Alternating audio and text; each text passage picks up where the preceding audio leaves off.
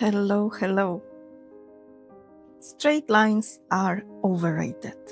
What if perspective didn't have to follow the rules all the time? What if houses can lean, bend, twist a little, almost like they had their own personality?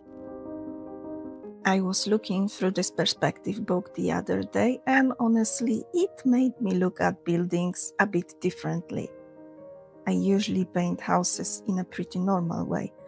But while going through these pages and looking at all the distorted sketches, I started thinking, why does everything need to be straight and correct all the time? Some of the drawings felt a bit strange, almost wonky, but in a good way. They had more personality, in my opinion. I use art books a lot, pretty much the same way I look at other artists' work online. Sometimes it's not even about learning something specific, it just gives me ideas. What I liked about this book was how simple it felt. Lots of visual examples, easy explanations, nothing too technical.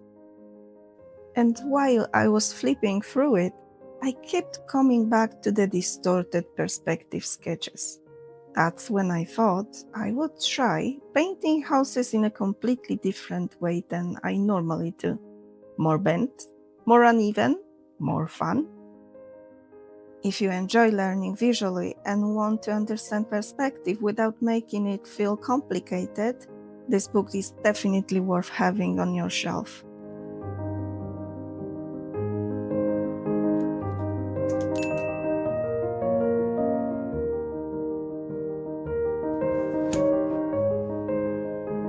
This sketch is just a way to visualize the idea I have in my head. It helps me to see if the image actually works before painting it. That's why I use a normal ballpoint pen for this part. I don't want to focus on mistakes or making it look perfect. I just wanted to get the idea onto paper naturally.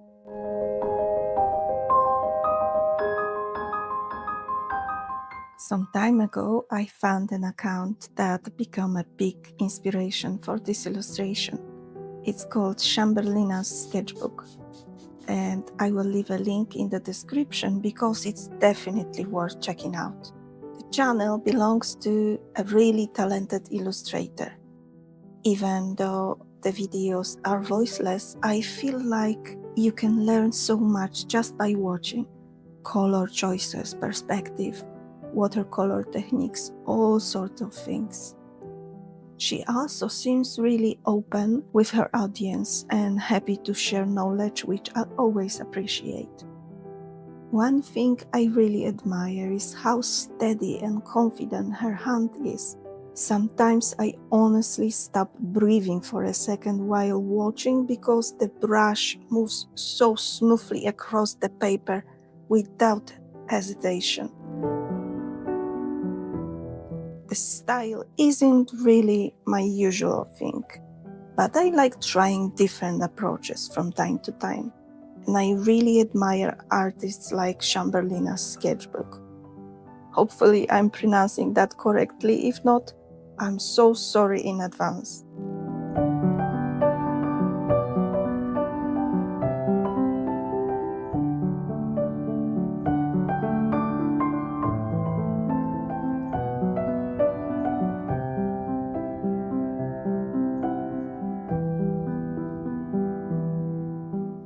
Like I mentioned before, I only make illustrations like this from time to time, mostly because they took a lot of time and a lot of more planning than my usual work.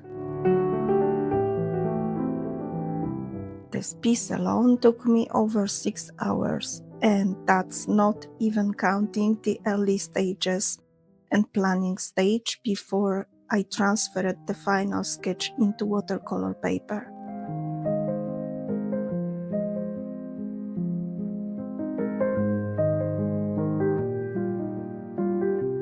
Most of the time, I paint just to relax and enjoy the process. I usually prefer quicker paintings and that fast little dopamine boost of seeing something come together quickly. But when I feel more focused and patient, I like trying more difficult subjects like this.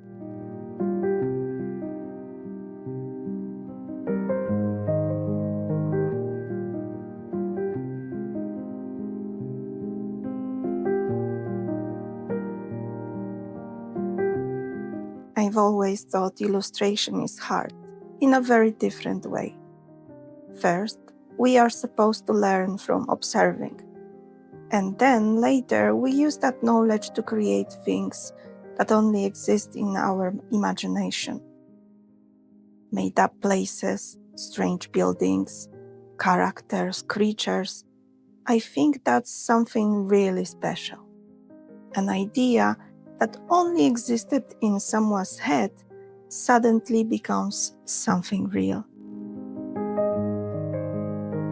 For a lot of people, Zdzisław Beksiński was that kind of artist.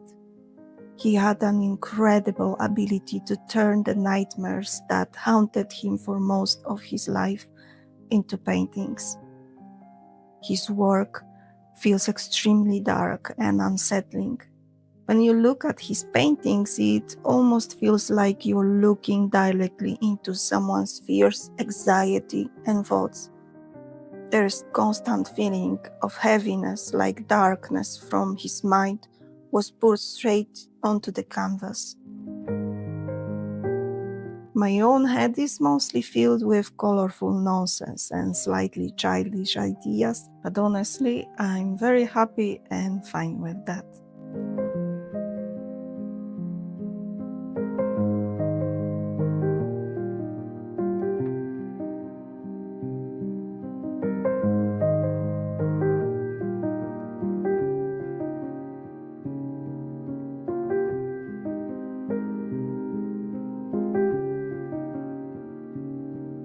Sometimes I think it's good to make something completely different from what you normally do.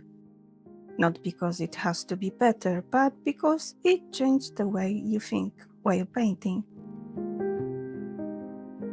When I keep repeating the same process, I start feeling a bit too comfortable. And comfort is nice, but I can also make things predictable.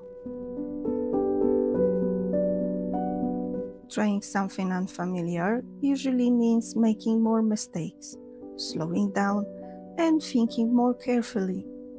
But I think that's also where you learn the most.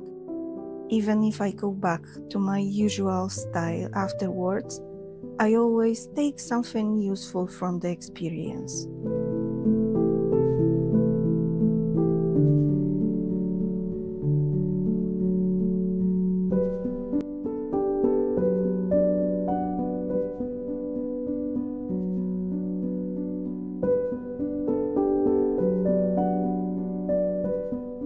I talk about mistakes quite a lot in my videos, but I think what we call a mistake usually comes from comparing things to rules or techniques that already exist. There are so many things people say you should never do in art, like using black or white in watercolors, mixing too many colors together, or making perspective incorrect. And honestly, when you're learning, following those basics really does help. It gives you structure and helps you understand how different materials work. But after a while, I think it's important to experiment too. Sometimes the wrong choices end up teaching us the most. I also think accepting mistakes teaches us something important about progress. Not everyone improves at the same speed, and creativity doesn't really move in a straight line either. Some days things work, some days they don't. And I think learning to accept the rhythm is part of becoming better at art. Most of the time, I just follow intuition and see where it goes. At the end of the day, I just want the process to stay enjoyable and interesting.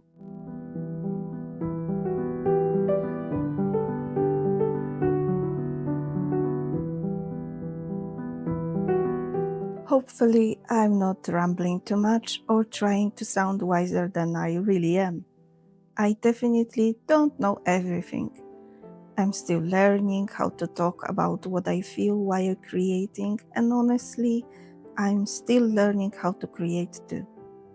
I really enjoy listening to other artists talk about these things, hearing how they think, what inspires them, how they approach their work. It always makes me want to keep exploring and experimenting myself. And I think I've reached a point where I'm not chasing perfection anymore. These days, I care more about accepting my own limitations and enjoying the process for what it is. Not everything I make has to be amazing or important. Sometimes it just has value because I enjoy making it. I think I've become more comfortable with who I am and also with who I'm probably never going to be. I'm a bit like someone playing music alone in my room. Maybe nobody else will ever hear it, but it still means something to me.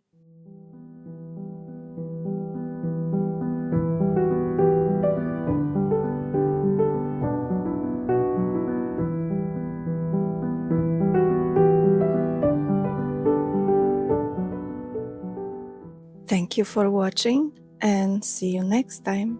Bye!